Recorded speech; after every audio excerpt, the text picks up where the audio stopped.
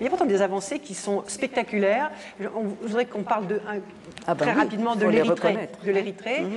50 ans de conflit réglés en quelques mois.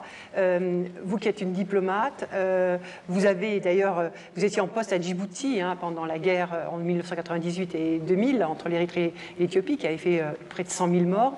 Vous avez été surprise par un règlement aussi rapide? Oui, vous parlez de Djibouti, j'ai fait presque une dizaine d'années. La moitié, c'était la lune de miel et la moitié, les efforts de guerre. Et j'ai pu voir ce que ça coûtait, une guerre. Oui, pour une diplomate, c'est sûr que c'est un moment fascinant. Parce que on aurait pensé qu'on resterait enlisé dans ce problème. Très pénible pour des peuples qui ont vécu ensemble. Mais on a pu normaliser nos relations.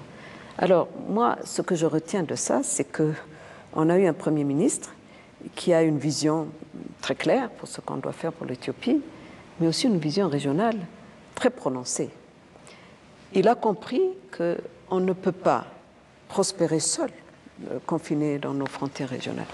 Il a compris que c'est l'avenir de l'Afrique, puisque l'Union africaine avance aussi à grands pas vers une intégration continentale. Donc, ça va nous aider à nous intégrer dans la Corne de l'Afrique. Donc, c'est une normalisation qui va nous aider à régler nos différends et puis à avoir une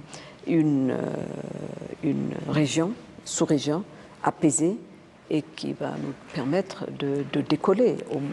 Et cette paix, elle a été saluée par la communauté internationale et elle a permis à l'Érythrée de devenir fréquentable alors que c'était un État paria auparavant.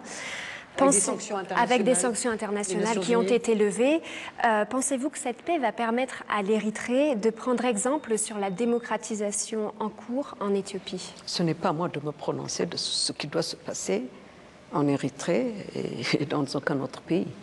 Donc, moi, je me réjouis du fait que nos relations ont été normalisées. Nous essayons de les institutionnaliser comme les relations que nous avions avant. Donc, voilà.